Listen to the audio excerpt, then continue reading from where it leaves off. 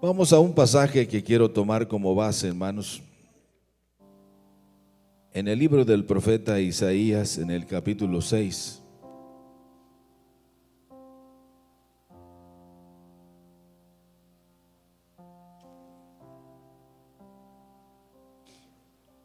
Es una lectura que ya hemos cubierto desde hace mucho tiempo, pero quiero que lo veamos desde otra perspectiva interesante de la visión de Isaías. ¿Qué nos dice en el capítulo 6? El profeta narra su propia experiencia y lo hace de una manera muy interesante.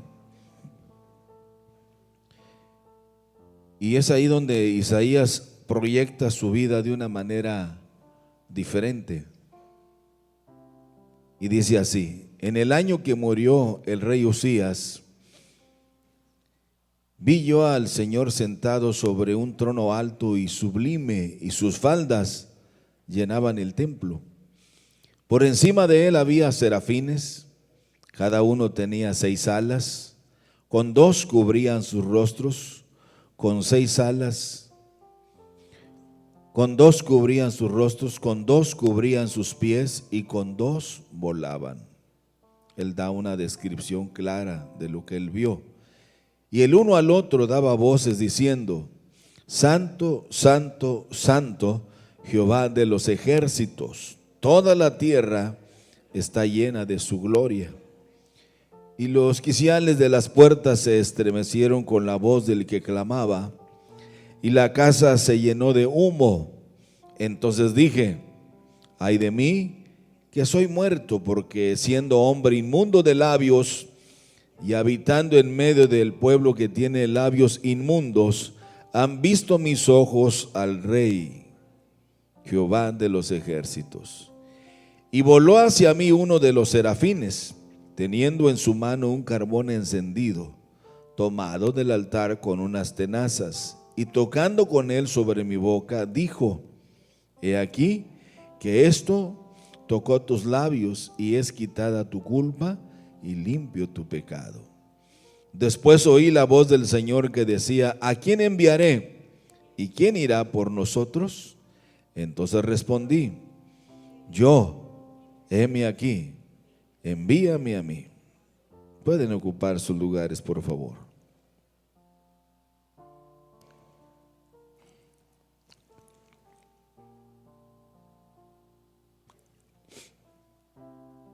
Es la visión de Isaías. Es una experiencia muy personal del profeta. Este profeta, que es muy popular entre nosotros como iglesia cristiana, porque es uno de los que se le llama el Evangelio del Antiguo Testamento, porque ahí narra precisamente el nacimiento de Jesús, su ministerio. Ahí narra también en una manera muy breve, muy sintetizada, también explica tanto la muerte como la resurrección de Jesús. Por eso se le conoce como el Evangelio del Antiguo Testamento. Este profeta, hermanos, que es muy famoso entre nosotros, nació en Jerusalén y profetizó precisamente en el reino de Judá, donde era rey precisamente Usías, que era su tío. Este profeta creció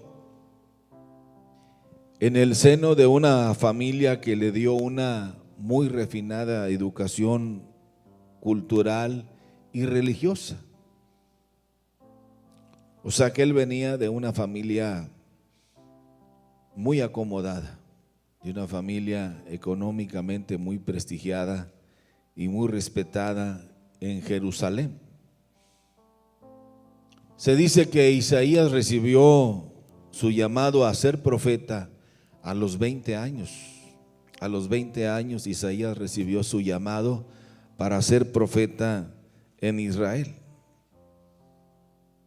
Y esto es lo que le da a él la certificación, hermanos, de lo que él hizo y de lo que él es y de lo que dejó a todas las generaciones posteriores. En el tiempo antiguo, no es como ahora, donde el nombre que se le daba a los hijos tenía un significado. Tenía un significado, y el nombre del profeta Isaías significaba precisamente: el Señor es mi salvación. Eso significa Isaías: el Señor es mi salvación. Cuando hablamos un poquito de la vida y del archivo personal del profeta Isaías, se dice que él era casado. Él era casado, los profetas se casaban, tenían hijos. Isaías tuvo 2 hijos. A su esposa se le menciona precisamente en la lectura de este libro del profeta Isaías. A su esposa se le menciona también como la profetisa, y esto indica que ella también profetizó. Se le llamaba la profetisa, la esposa de Isaías. Esta escritura que hemos leído, hermanos, nos lleva a reflexionar sobre la importancia de ver la gloria de Dios, de ver la gloria de Dios. Pero todo eso, hermanos, nos invita a que nada es fácil. Tenemos muchas veces que pasar por procesos que no nos gustan, como dice el canto del alfarero. A veces no nos gusta el proceso en el que Dios muchas veces nos tiene que procesar, nos tiene que hacer vivir, para que nosotros podamos entender, para que nosotros podamos ubicarnos, para que nosotros podamos valorar, para que nosotros podamos apreciar. Isaías no fue la excepción. Él tuvo que pasar ese proceso muy difícil. En este caso nos habla de la muerte de su tío, un tío muy querido, un tío que Isaías apreciaba y quería mucho, y le dejó un profundo dolor. Pero ese proceso fue lo que le hizo a él reflexionar sobre la necesidad de buscar a Dios, de experimentar a Dios. Eso es precisamente lo que a veces nosotros no nos gusta.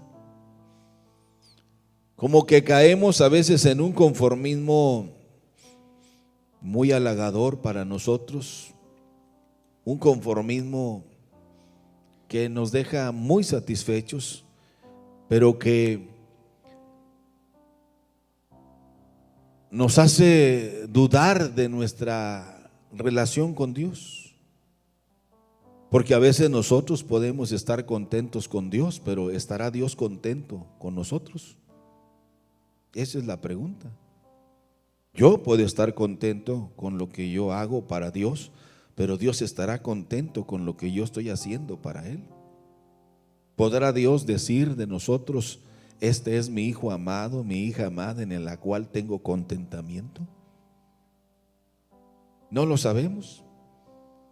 Porque a veces sin querer llegamos a ese estatus, hermanos, donde parece ser que como las cosas salen bien, como las cosas se acomodaron a como yo lo programé y todo sale bien, pero cuando Dios viene a veces a poner un alfiler y hacernos llorar o hacernos sentir el dolor, es ahí donde decimos: bueno, ¿qué pasa? Isaías tuvo que vivir lo mismo. Lo interesante de esto que hemos leído es que todos tenemos que pasar por procesos muy difíciles que muchas veces nos van a hacer llorar de dolor. Nos van a hacer llorar de dolor, como fue el caso del profeta Isaías. Es ahí donde nosotros tenemos que espejear un poquito y aprender qué es lo que Dios quiere enseñarnos. Algo que a mí me llama la atención y que nos debe llamar la atención a todos es que el profeta Isaías, hermano, no tiene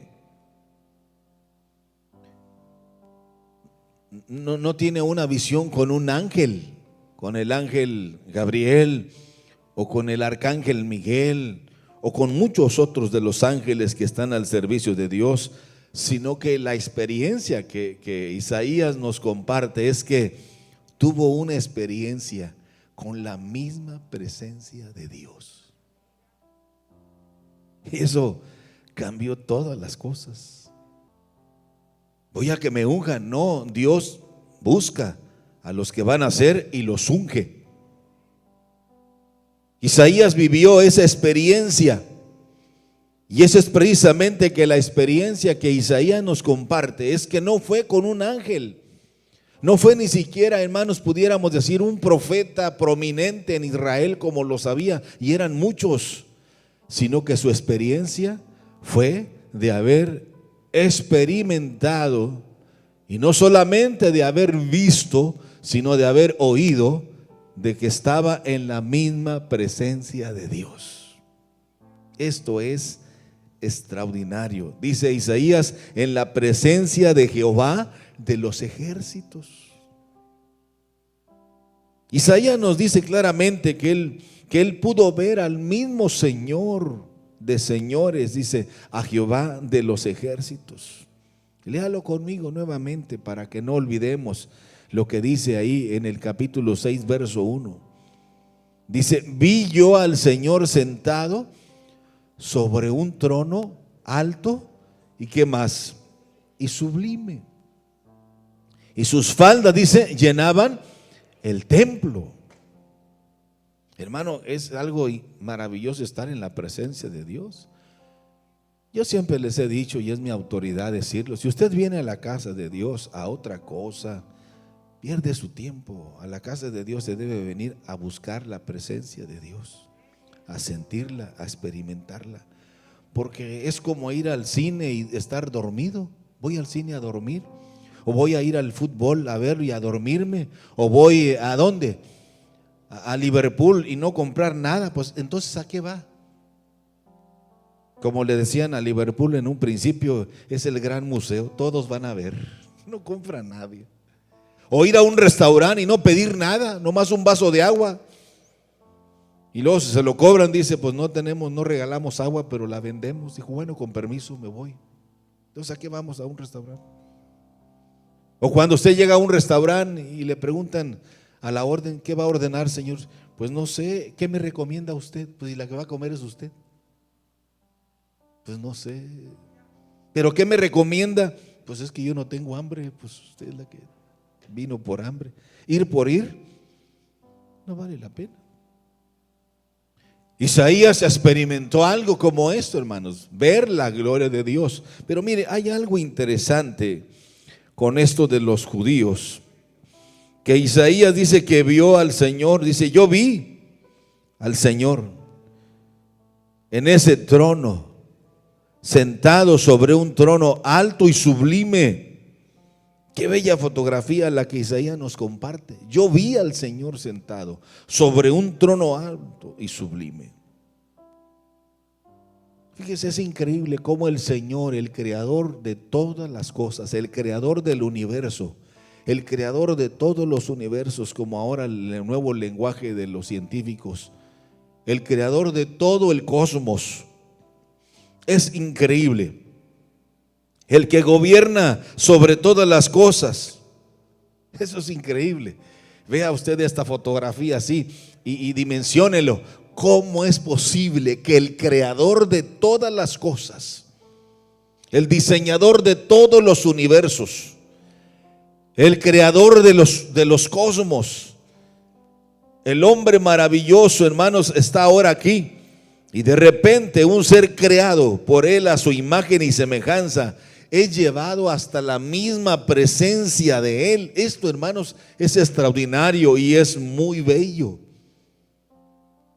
Que ahora un ser creado por él es llevado hasta su misma presencia, porque así lo dice Isaías. Por eso cuando Isaías contó esta historia, comenzó, hermanos, las reacciones negativas de la gente que, aunque cree en Dios, no acepta cosas extraordinarias como estas. Oh, nadie puede ver a Dios, dice Isaías. Yo lo vi al Señor sentado sobre un trono sublime. Isaías ha enloquecido porque está contando cosas raras y extrañas, pero fue su experiencia. Es cuando usted tiene una experiencia con Dios y usted comienza a compartirla, y la gente, al verlo, la gente natural, ¿qué es lo primero que piensa? No, este ya enloqueció, ya le lavaron el cerebro, ya de veras está trastornado, ahora no habla más que de Dios y de Dios y de Dios. Es que, hermanos, estar en la misma presencia de Dios cambia nuestra manera de ser, cambia nuestra manera de pensar, cambia nuestra manera de actuar, cambia incluso nuestra manera de esperar. Ya no es la misma. Isaías se vio envuelto entre esa dimensión de vida extraordinaria. Y el profeta Isaías, hermanos, en su alcance nos da una clara descripción de lo que él vio y de lo que él escuchó, como ya lo hemos leído. Y cuando el profeta se ve en esta dimensión tan extraordinaria,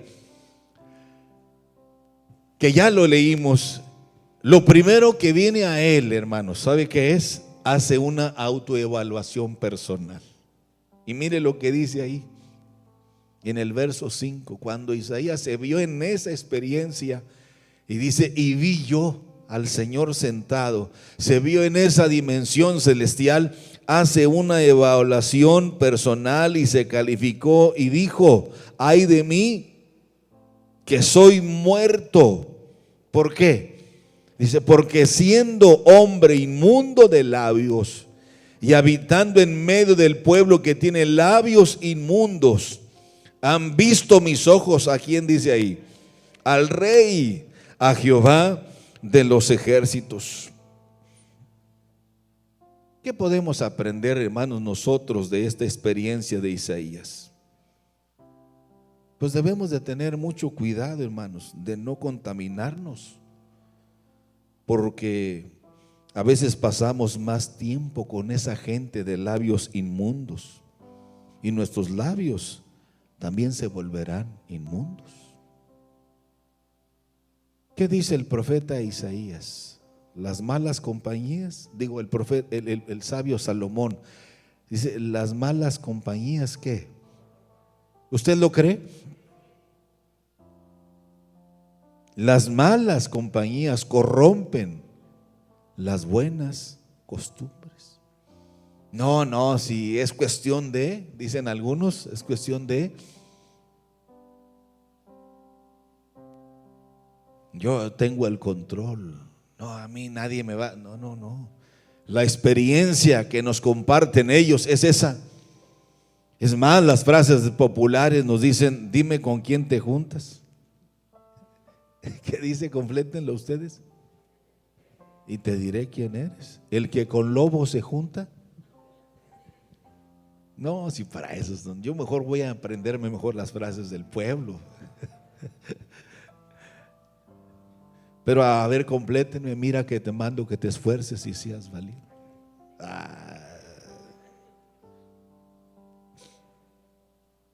Fíjese.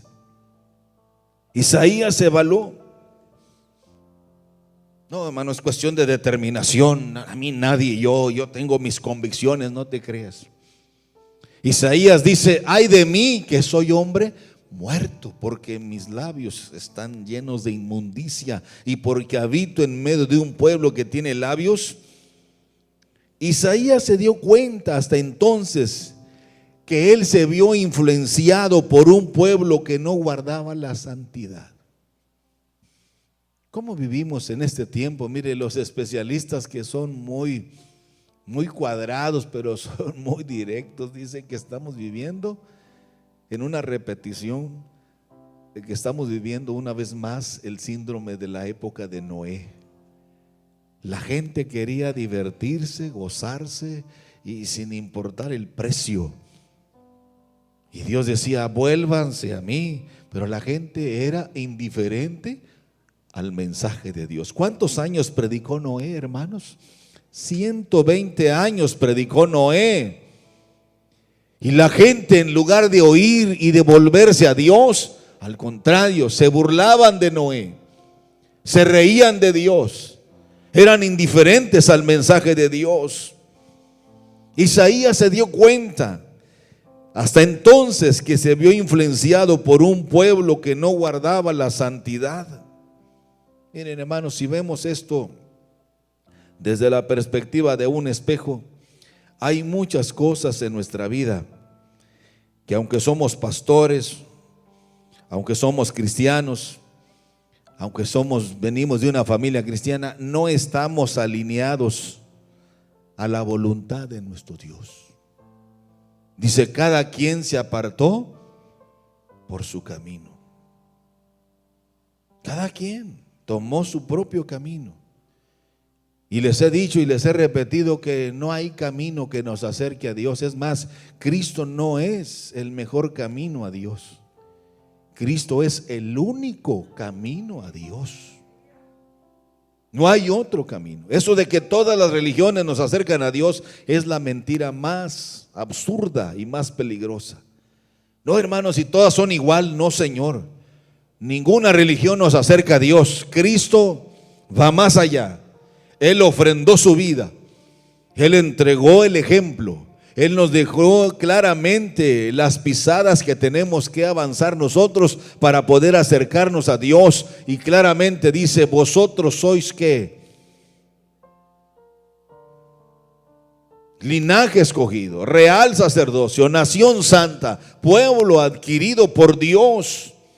No es que nosotros buscamos a Dios, Él nos buscó a nosotros y en su búsqueda tuvo la necesidad de ofrendar a su amado Hijo Jesucristo para que todo aquel que en Él cree no se pierda, mas tenga la vida eterna.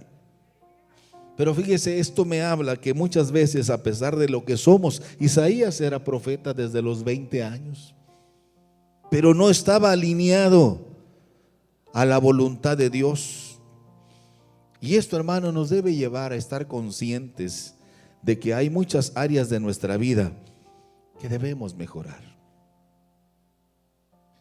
Hay muchas áreas de nuestra vida, hermanos, que debemos corregir. Pero hay otras áreas de nuestra vida que debemos cambiar totalmente, no por el bien de Dios, sino por el bien de nosotros.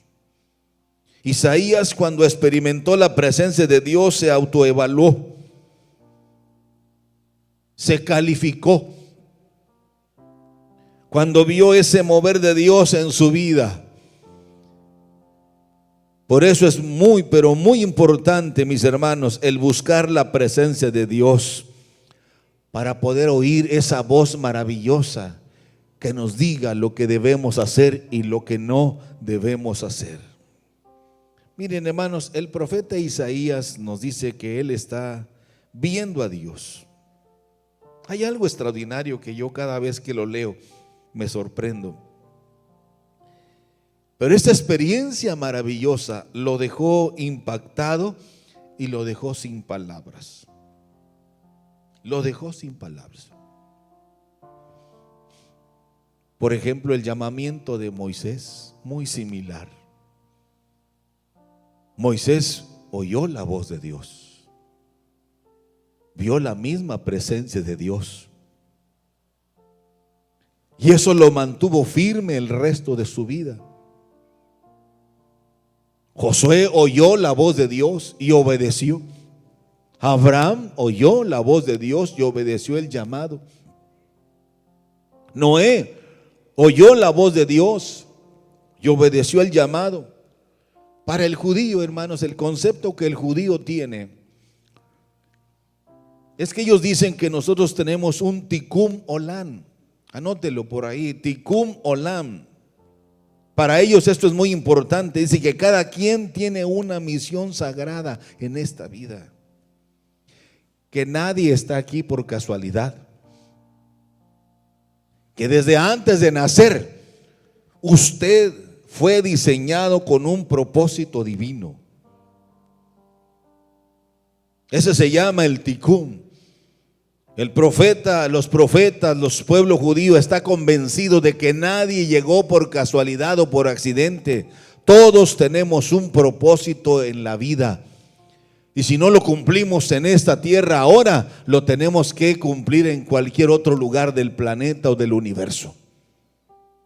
Por ejemplo, Jeremías, ustedes se han de acordar que Jeremías escribe en su libro: desde antes que nacieras, te escogí.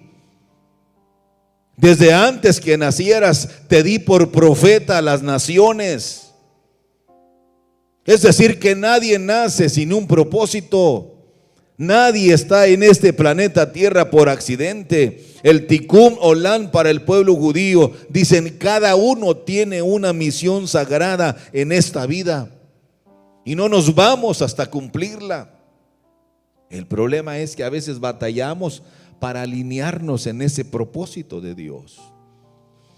¿Por qué? Porque nos falta la experiencia de Dios, experimentar la presencia de Dios en nuestra vida. Y cuando Dios nos busca, nos llama y nos hace sentir su presencia, Dios nos saca de donde estamos, hermano, y nos acomoda en la línea que Él tiene el propósito para nosotros. Y abandonamos el trabajo, abandonamos nuestro oficio, abandonamos nuestro negocio, abandonamos nuestros deseos, abandonamos nuestros proyectos de vida y nos alineamos al propósito de Dios. Pero eso no se puede hacer sin haber experimentado la misma gloria de Dios en nuestra vida. El gran Saulo de Tarso, ustedes lo han de recordar. Él iba haciendo su camino, buscando a aquellos del otro camino para matarlos y acabarlos, pero se le apareció el hombre del momento en una visión y cayó de su cabalgadura al suelo, y en esa visión, en esa estancia, él oyó la voz de Jesús que le dijo: Saulo, Saulo, ¿por qué me persigues? Y en esa experiencia extraordinaria, Saulo se alinea en el propósito que Dios tenía para su vida. Ahora serás, ahora llevarás, ahora harás. Eso es precisamente lo que el judío llama el Tikkun Olam. Pero fíjese, Isaías está ahora en ese Tikkun Olam. Era su propósito, él era el diseño que traía. Pero para a veces entender el propósito de Dios en nuestra vida, mis hermanos, es muy importante experimentar la presencia de Dios. Porque no es fácil derribar nuestros castillos, no es fácil derribar nuestros palacios, no es fácil derribar nuestro maravilloso proyecto de vida familiar. No es fácil derribar nuestra soberbia, nuestro orgullo. No es fácil derribar lo que somos, lo que tanto nos ha costado para alinearnos en el propósito de Dios. No es fácil. Pero cuando llegamos a sentir la presencia de Dios, cuando su presencia se hace sentir en nuestra vida, todo cambia. Por eso Isaías clama y dice: ay de mí, ay de mí. Soy hombre muerto. Fíjese, hermanos, hay algo importante también que observamos en esto, y quiero que lo veamos, por favor. Mire, Dios no le ha dicho una sola palabra, hermano. Dios no le ha dicho una sola palabra. Dios no le ha reprochado absolutamente nada. Ni le ha reprochado nada, ni le ha dicho una sola palabra. Absolutamente nada. Pero algo de lo que sí me asombra al observar este pasaje es que el solo estar en la presencia de Dios le revela todo lo mal que Él está. Usted y yo ya lo leímos, dice que se siente inmundo, se siente sucio, se siente incómodo al solo estar en la presencia de Dios. La pregunta de los 64, como decimos nosotros: ¿cómo se siente usted ahora? ¿Nos sentiremos dignos de estar en la presencia de Dios? Dios nunca nos va a reprochar nada, no le reprocha nada, ni lo está enjuiciando, ni lo está condenando, sino que solo hizo presencia. ¿Se acuerdan de ustedes de aquel el otro cuadro que leemos en los evangelios, cuando Jesús llegó a la casa de un hombre muy rico que trabajaba en Hacienda Federal, por llamarle así, que era cobrador de impuestos? ¿Se acuerdan cómo se llamaba? Zaqueo. Que Jesús le dijo: Zaqueo, bájate de ese árbol sicómoro. El árbol sicómoro, hermanos, ahí en Jericó, es un árbol grande, grande, yo creo más alto que esto, así como aquel, mire, que está allá, o más grande todavía, pero el grosor es todavía más, yo creo esto. Ahí hemos estado nosotros, físicamente lo hemos visto. Porque uno pensaba que era un mezquitillo. No, es un árbol enorme que está en el camino real. Y Jesús le dijo a Zaqueo: bájate de ahí, muchacho, y prepara tu casa, porque quiero ir a comer a tu casa. La sola presencia de Jesús en la casa de Zaqueo lo hizo cambiar todas sus prioridades y dijo: ahora me doy cuenta por qué la gente se va detrás de ti. El solo estar aquí, hay una paz maravillosa. Nunca había sentido tanta paz y había sentido tanta incomodidad. Y Zaqueo se levantó como un resorte. Jesús no le dijo nada, ni le pidió nada. Él no pide nada. Él quiere que actuemos por voluntad propia, en nuestro libre albedrío. Y Zaqueo se levanta y le dice: la mitad de toda mi fortuna la voy a regalar a los pobres. Y si alguno de ustedes, bocones, que solo hablan porque tienen lengua, les he robado, compruébenmelo y se los voy a regresar. ¿Cuántas veces? Pero compruébenmelo para que se les quite porque hay gente que habla solo por hablar. Y se lo voy a regresar. Jesús se levanta y dice: hoy ha llegado la salvación a esta casa. Cuando nos damos cuenta que la presencia de Dios es más importante que el carro, que la casa, que el trabajo y que todas las cosas, cuando experimentamos eso, hermanos, nos sentimos sucios, nos sentimos incómodos. El profeta Isaías está en una visión de una dimensión pero muy extraordinaria. Esto, mis hermanos, es algo sumamente interesante, de que a pesar de que Dios sabe lo que somos y lo que hacemos, Él nos hace sentir su presencia maravillosa cada vez que nos reunimos en este lugar. Porque Él quiere que vayamos moldeando, corrigiendo, que vayamos evaluándonos nosotros mismos para poder alinearnos en la voluntad que a Él le agrada. Y que dejemos de hacer las cosas que no son agradables a nosotros. Es algo interesante, mire lo que dice el profeta, que un serafín vaya conmigo, por favor. Fíjese lo que dice ahí. En el verso 6, voló hacia mí uno de los serafines y tomó un carbón encendido y lo pasó sobre su boca. Y le dice, ¿qué le dice? Tu pecado, Isaías, es quitado y tu labio inmundo es limpiado. Fíjese, el serafín le dice claramente: tu pecado, Isaías, es quitado y tu labio inmundo también es limpiado. Yo no sé exactamente con qué inmundicias usted y yo estamos luchando, pero de que las hay, las hay. Hay inmundicias.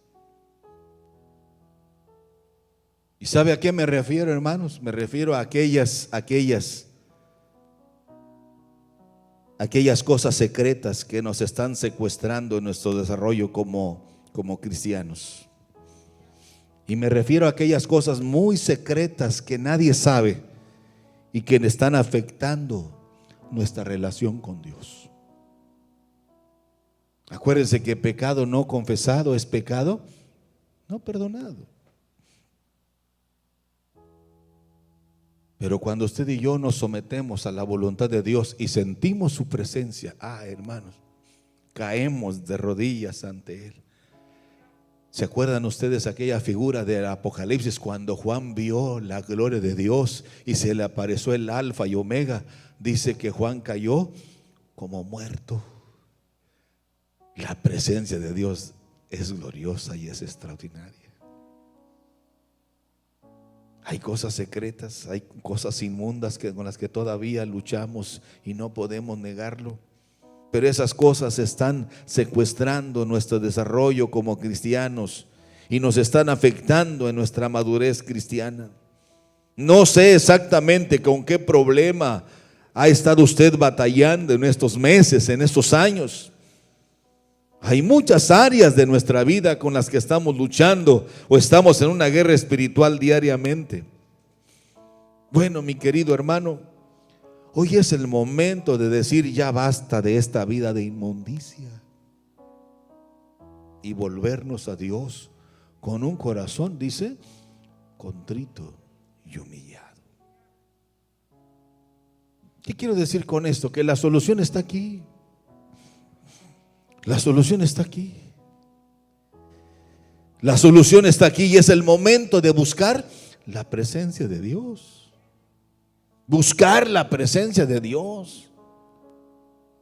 No venimos a exhibirnos, venimos a buscar la presencia de Dios. Y si su presencia está con nosotros, nosotros solitos caeremos ante Él, humillados, buscando de su amor y buscando de su misericordia.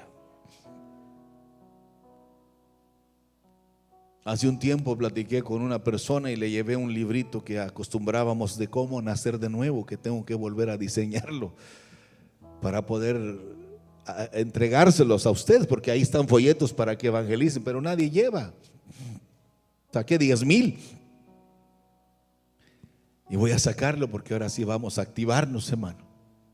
Ya necesitamos evangelizar, ir allá a los que están muriéndose de cáncer y hacerles realidad su sueño. Necesito voluntarios porque aquí nadie hace la fuerza. Y los voy a vestir con una camisa que diga evangelismo en acción. Y que diga cumpliendo tus sueños. E ir con los niños que están muriendo de cáncer y sacarles, llevarles un mensaje de esperanza. Decirle, ¿cuál es tu último sueño? ¿Cuál es el sueño de tu vida? Y lo que sea, hacerle realidad su sueño. Pero ¿qué estamos haciendo nosotros? Engordando los almacenes, engordándonos. Cuando hay gente que con cualquier cosa hace realidad su sueño. Y nosotros podemos ser maestros para realizar esos sueños de esos niños que van a morir, pero con su sueño hecho una realidad. Pero ¿cuándo vamos a sentir la necesidad de ir? Cuando la presencia de Dios llegue a estar con nosotros. Tal vez usted está batallando con esto, con aquello, que no sabemos. Pero lo que sí sabemos, como dice la Biblia, aquí está el que trae el carbón encendido de la presencia de Dios. Y Dios te va a quitar ese pecado y nos va a limpiar y nos va a santificar para que podamos decirle, Señor, estoy listo, Señor, heme aquí, Señor, envíame a mí, a donde tú quieras. Isaías venía de una familia rica, de una familia bien acomodada, era bien educado, pero cuando sintió la presencia de Dios, todo eso se le vino al suelo y dijo, ay de mí, que soy hombre muerto. La presencia de Dios y ese carbón encendido va a quemar toda esa inmundicia que hay en nuestra vida. Y nos va a decir, es quitado tu pecado y eres limpio de toda inmundicia. Pero Señor, he fallado, sí, pero estás en mi presencia y en mi presencia solo hay santidad. Señor, pero si tú me conocieras, yo sé quién eres. Pero a pesar de saber que sé quién eres, limpio es tu pecado y tus labios son limpios de toda inmundicia. Tal vez te sientas inmundo, te sientas sucio, pero la presencia de nuestro Dios hará que se ponga sobre nuestros labios el carbón encendido y nuestro pecado será perdonado y seremos limpios de toda inmundicia. Hay otra cosa que quiero que aprenda, por favor, hermanos, ponga atención. Generalmente oímos a muchos decir: límpiate primero para acercarte a Dios. Es lo que oímos. Límpiate primero para que te acerques a Dios. Pero es al contrario. Acércate a Dios para que Dios te limpie, para que Dios te perdone y para que Dios te limpie de toda maldad. Es al revés. Que dijo Jesús: yo he venido a buscar y a salvar lo que se había perdido. Ahora la Biblia dice que la sangre de Jesucristo nos limpia ¿de qué, hermanos? Miren, hermanos, Dios nos ha confiado una gran responsabilidad. Pero al salvarnos, nos dio también un mensaje de amor y un mensaje de esperanza. Quiero que vaya conmigo. Sé que lo saben de memoria, pero quiero que por favor lo leamos en Primera de Pedro 2:9. Porque hay personas que todavía están en ese estatus, hermano, y no salen de ahí. Pero mire cómo nos considera Dios, cómo nos evalúa Dios cuando ya pasamos por ese laboratorio que es la sangre de Jesucristo, que nos limpia ¿de qué, hermanos? Díganlo más fuerte. La sangre de Cristo nos limpia de... Otra vez, díganlo más fuerte. La sangre de Jesucristo nos limpia de todo pecado. ¿Cómo nos ve Dios cuando nosotros estamos en su presencia? Primera de Pedro 2:9. ¿Está correcto? Mas vosotros sois ¿qué? Nación santa. ¿Qué más? Pueblo adquirido por Dios. ¿Para qué somos adquiridos? ¿Para estar aquí de trofeo solamente? No, dice, para anunciar las virtudes de aquel que nos llamó ¿de dónde? De las tinieblas y nos ha puesto sobre su luz admirable. Esto es maravilloso. Cuando usted y yo logramos dimensionar todo esto, hermanos, que Dios ha hecho en nuestras vidas. El profeta Isaías tuvo esa visión interna al verse en la presencia del Santo Sublime y se dio cuenta de su realidad verdadera. Y lo primero que hace es reprocharse a sí mismo.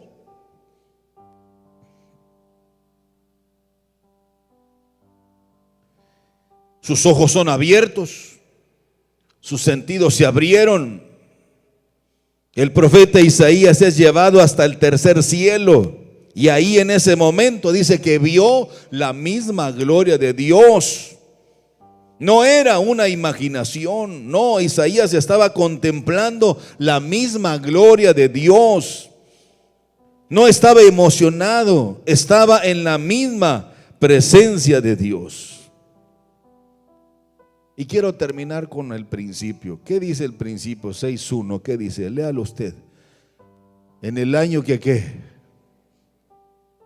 En el año que murió el rey Usías, vi yo al Señor sentado en su trono.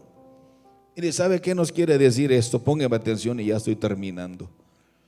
Esto nos quiere decir, hermanos, póngame atención por favor, que no habrá gloria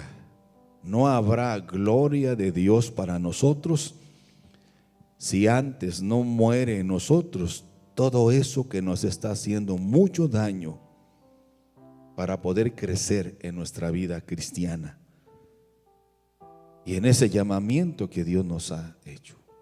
No va a haber gloria de Dios. Nos vamos a quedar en un estado de pausa. Y se muere, y cuando se muere lo vamos a estar bien, si mira, tanto talento que tenía y mire, el pobre no hizo nada. ¿Por qué? Porque no dejamos morir todas esas cosas que nos están afectando. El año que murió, ¿quién era este rey Uzías? Bueno, fue un rey, hermanos, realmente muy bueno al principio, del comienzo de su reinado. Pero oiga, esta historia se repite constantemente. Pero cuando fue prosperado, ¿sabe qué hizo su corazón? Se llenó de soberbia, se llenó de altivez. Y cuidado, hermanos, cuando nos llenamos de soberbia y de altivez. Dice la historia de la biografía de este rey, que cuando fue prosperado se llenó de soberbia y de altivez, de tal manera que Dios le quitó la vida. Porque él quiso ofrecer sacrificio en el templo sin ser sacerdote. Es decir, quiso usurpar el lugar exclusivo de los sacerdotes. Y dice la escritura que le brotó lepra en la frente. Y después se llenó de lepra y así murió en una casa, en una choza que le prepararon, porque la enfermedad de lepra era una enfermedad inmunda. Tenemos que hacer morir. No fue el profeta el que lo mató, fue Dios el que le quitó la vida. ¿Por qué? Porque se llenó de soberbia. Déjeme cerrar con esto. Hay muchas cosas, póngame atención, hay muchas cosas que deben morir en nosotros para dar paso a las cosas profundas de la revelación de Dios en nuestra vida. Es muy importante que nosotros caminemos en la sintonía de Dios, en la frecuencia de su Espíritu. Debemos caminar en el compás de la bendita palabra de Dios. No debemos resistirnos a Dios. Es mejor humillarnos ante su presencia, y cuando nos humillamos ante Él, veremos la misma gloria de Dios. Hay relaciones en tu vida que tienen que morir para poder entrar en esa relación sublime con Dios. Hay cosas que tienen que morir. Hay situaciones muy oscuras en tu vida que tienen que morir para poder entrar a la misma gloria de Dios. Tenemos que hacer morir nuestro orgullo, que está pintado de una falsa humildad. Qué humilde se ve, pero Dios pesa los corazones. ¿Podremos engañar a Dios? Pero cuando sentimos su presencia. ¿Se acuerdan ustedes de aquel cuadro cuando venía el arca del pacto, que mucho tiempo estuvo en manos de los enemigos del pueblo de Israel? Y cuando venía el arca del pacto que lo mandó traer David, ¿qué hizo David? David comenzó a alabar a Dios y a sentir la presencia de Dios. Y David, hermano, cayó en esa emoción espiritual y comenzó a danzar. Y la esposa era una inconversa. Lo veía y le decía: ¿no te da vergüenza que vean tu desnudez? Digo, a mí qué me importa que vean lo que quieran si estoy en la misma presencia de mi Dios. ¿Hace cuánto que no sentimos la presencia de Dios? Y lo nuestro es solo un profesionalismo, un fingimiento de que aquí está la presencia. Hay templos, hermanos, donde lanzan humos y tienen luces de colores. Váyanse al diablo, eso no es de Dios. La presencia de Dios nos hace caer humillados ante Él. Y Dios comienza a revelarnos cosas gloriosas, no de los demás, sino de nosotros mismos. Y nos humillamos ante Él y decimos: Señor, yo creí que nadie sabía, pero Señor, pero Dios no nos va a abandonar ni nos reprocha. Dios no está reprochando a Isaías, es Isaías el que se califica y dice: soy hombre muerto. Dios no le dice nada, ni le está negando nada. Pero tenemos que hacer morir nuestro orgullo. Tenemos que hacer morir la vanagloria en nosotros. Tenemos que hacer morir la soberbia en nuestras vidas. Algo que debemos nosotros tener, hermanos, es que es importante que usted y yo sepamos que Dios está listo para revelar su gloria en nosotros. Pero nosotros debemos tener que hacer morir todas esas cosas que nos están impidiendo el ver la revelación de Dios en nuestras vidas. Tenemos que acabar con esas relaciones incómodas.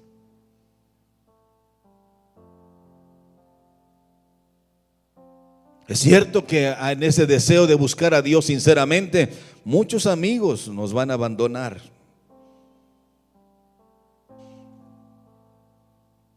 Quizás los negocios vamos a fracasar. Dinero posiblemente lo vamos a perder. Mi hermano, esto es terrible. No, mi hermano, más bien este es el año glorioso de la bendición de Dios. Muchas cosas extrañas van a pasar en nuestra vida. Muchas cosas raras vamos a enfrentar en nuestra vida. Pero cuando el Señor nos llame, le decimos: Señor, heme aquí, Señor, envíame a mí. Y cuando nosotros nos envolvemos en esa gracia maravillosa, créalo, sucederán cosas extraordinarias en nuestra vida. Pero Uzías tenía que morir. Es muy extraño que tengan que pasar cosas extrañas para que nosotros podamos oír, para que nosotros podamos experimentar la presencia de Dios. Tenemos que aprovechar las oportunidades que Dios nos da. Y hoy es un día de oportunidad. ¿Usted cree que Dios ignora? Dios no ignora nada, pero a pesar de todo, el amor de Dios se extiende para decir: yo estoy listo para comenzar en tu vida, pero tienes que hacer morir. Si no muere eso, no hay presencia mía en tu vida. No hay. Ese es el formato de Dios. ¿Quieres cerrar tus ojos ahí donde estás?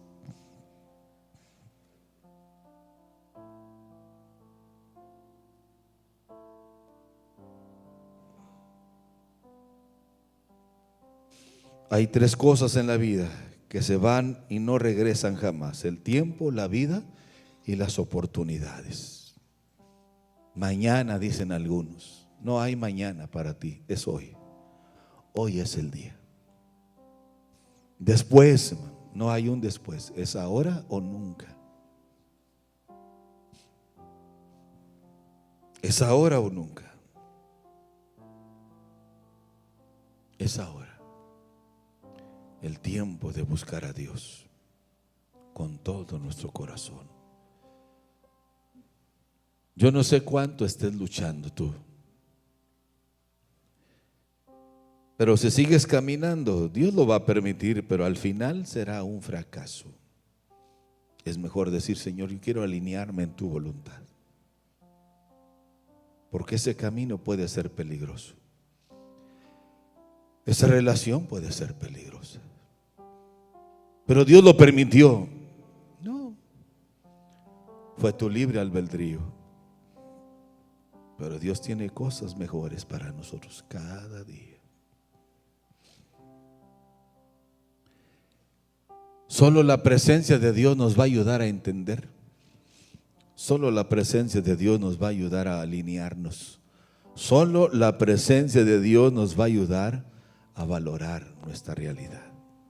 ¿Quiere estar en pie conmigo, por favor? ¿Quiere platicar con Dios unos minutos?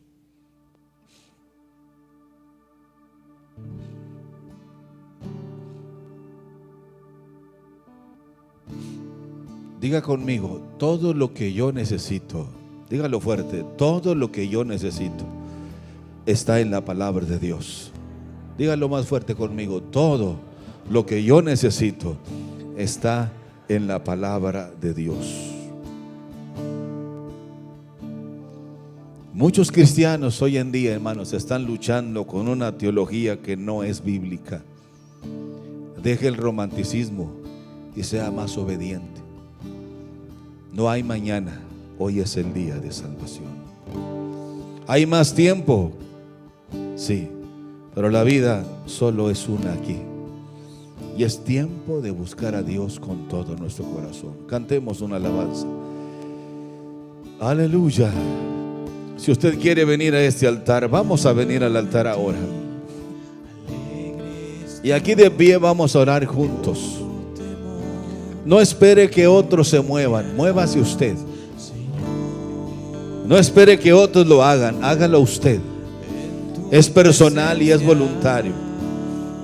No se emocione tampoco. La emoción es como la neblina. Es mejor que seamos cristianos de convicción. Aleluya. Acérquese a Dios en esta mañana, en esta tarde, en este día tan especial. Pero tenemos que hacer morir esas pequeñas cosas en nuestra vida. No deje para mañana, créalo, será demasiado tarde.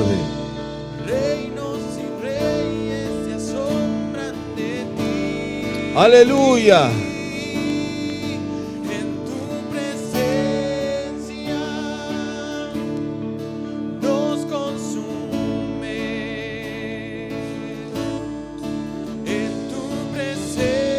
No dimensiones tu vida cristiana por lo que otros hacen o por lo que otros no hacen. No dimensiónalo al sentir la presencia de tu Dios en tu vida. Y ahí nos daremos cuenta de nuestra realidad. Ahí evaluamos correctamente.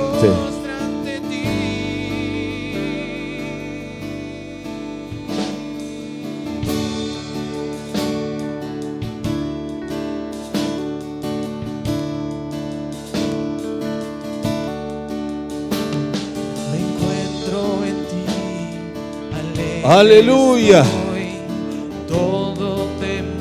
Es su presencia en nosotros las que nos hará modificar, cambiar. Todas esas cosas que nosotros creemos que son buenas, pero no son agradables a Dios. Tenemos que cambiar ese sistema operativo de nuestra vida.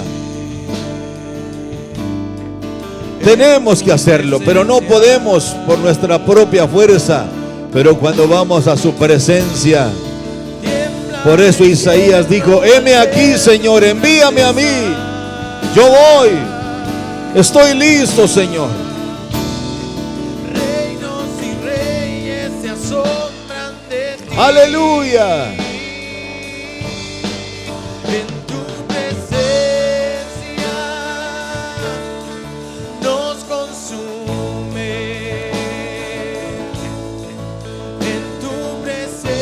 Aleluya, aleluya. Bendícenos con tu presencia, Señor. En tu presencia, decía David, hay plenitud de gozo. Aleluya. Tienen que morir esas pequeñas o grandes cosas que están impidiendo el que nosotros podamos avanzar en la vida cristiana.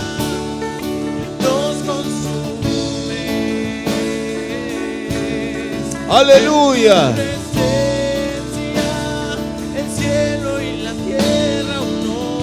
Ayúdanos, Señor, a caminar alineados en tu voluntad.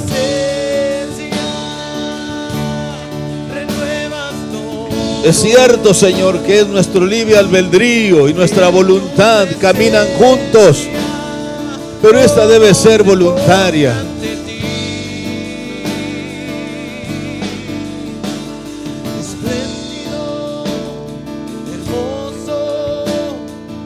Su presencia es maravillosa.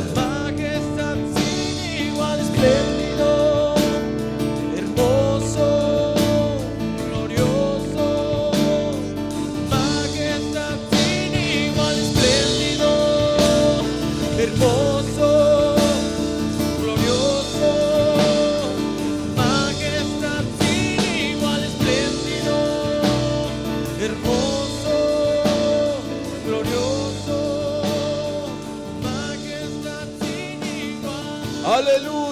Aleluya.